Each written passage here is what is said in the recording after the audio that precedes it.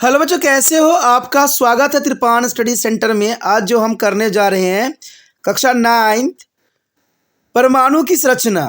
कक्षा 9th का रसायन शास्त्र का जो हमारे समक्ष यहाँ विज्ञान का चैप्टर आया है, परमाणु की संरचना काफ़ी महत्वपूर्ण है हर एग्जाम पॉइंट व्यू से। चाहे आप स्टडी कर रहे हो, चाहे आप कॉम्पिटिटिव एग्जाम की तैयारी कर रहे हो, सभी जगह ये अपना महत्ता रखेगा। इसमें जो है हम परमाणु संरचना के विषय में विस्तार पूर्वक चर्चा करेंगे, वो भी MCQ के अंतर्गत। और ये जो रहेगा हिंदी इंग्लिश दोनों ही माध्यम में रहेगा, तो ये आपके लिए और भी महत्वपूर्ण बन जाता है। इसमें हम रसायन विज्ञान के पाठ्यक्रम पर आधारित हर एक क्वेश्चन को जो है यहाँ पर चर्चा करेंगे और समझेंगे, और ये काफ़ी महत्वपूर्ण रहेगा। चलिए देखते हैं हमारा आज टॉपिक क्या है। यहाँ जो हम कर रहे हैं काफ़ी महत्वपूर्ण चैप्टर है परमाणु की संरचना। देखा जाए तो हमारा यहाँ क्वेश्चन जो आया है वो काफ़ी महत्वपूर्ण है।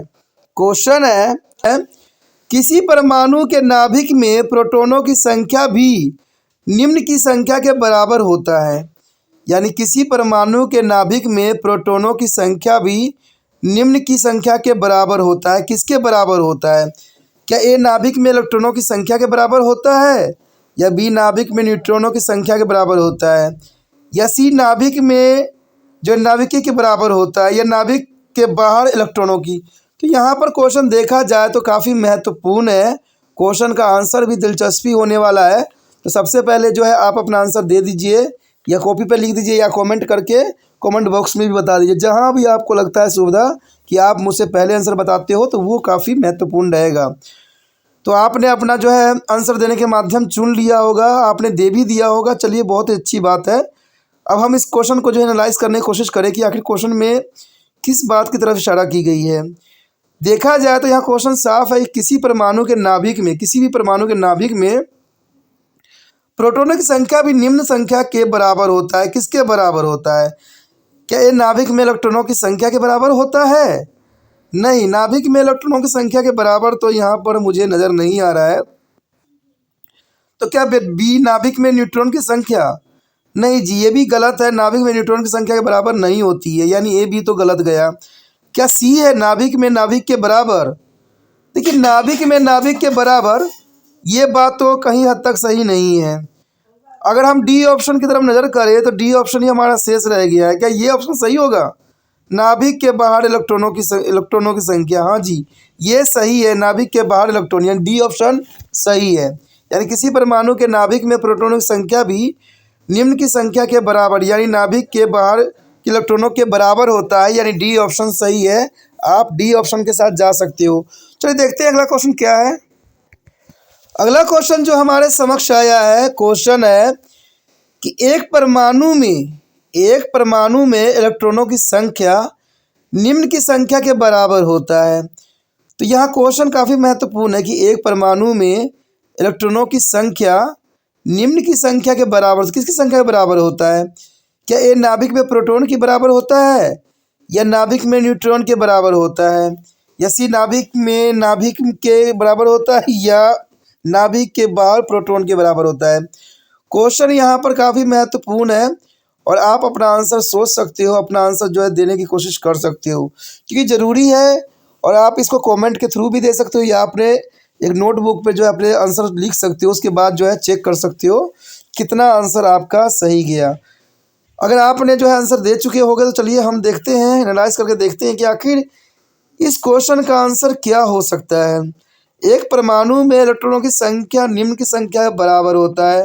पहला ऑप्शन बोला है कि नाभिक में प्रोटॉन। देखिए, नाभिक में प्रोटॉन की बात कर रहा है, तो ये तो ऑप्शन यहाँ पर दूर दूर तक नज़र नहीं आ रहा है। इसका मतलब नाभिक में प्रोटॉनों के बराबर तो होगी नहीं। दूसरा बोल रहा है नाभिक में न्यूट्रॉन। क्या नाभिक में न्यूट्रॉन के बराबर होता है? जी नहीं, यहाँ पर ये भी ऑप्शन सही नहीं है, ये गलत बता रहा है।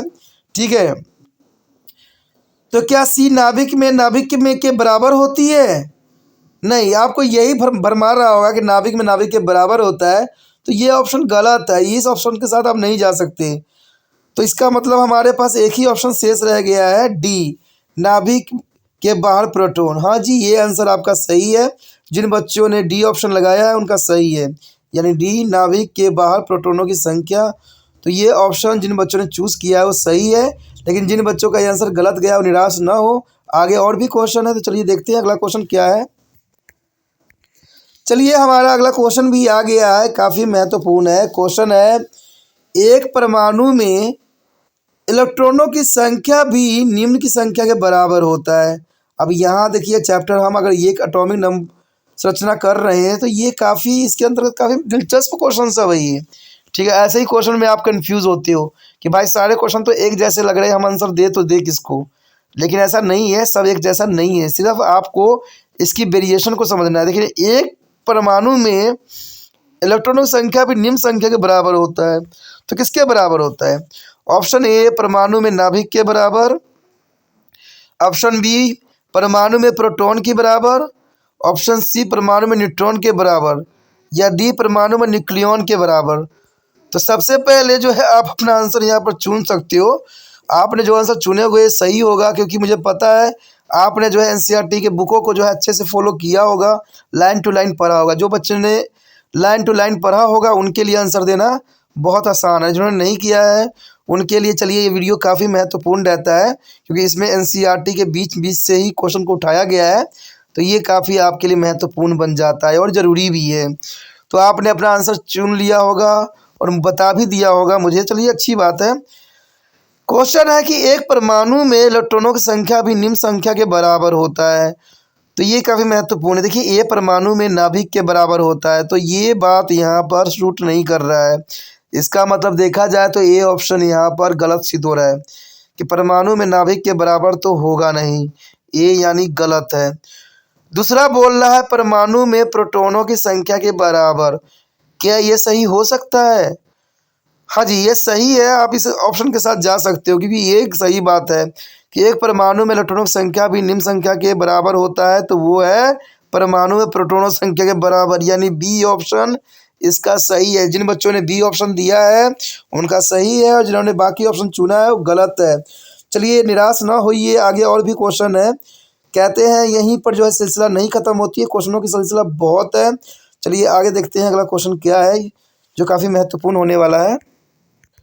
अगला क्वेश्चन हमारे समक्ष आ गया है। क्वेश्चन है, किसी परमाणु में प्रोटॉनों की संख्या इसके लिए उत्तरदायी है।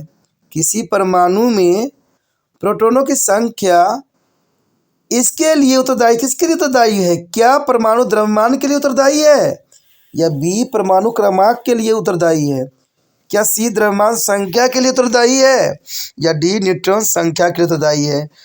देखिए काफ़ी महत्वपूर्ण क्वेश्चन है, तो सबसे पहले आपको आंसर इसका देना चाहिए।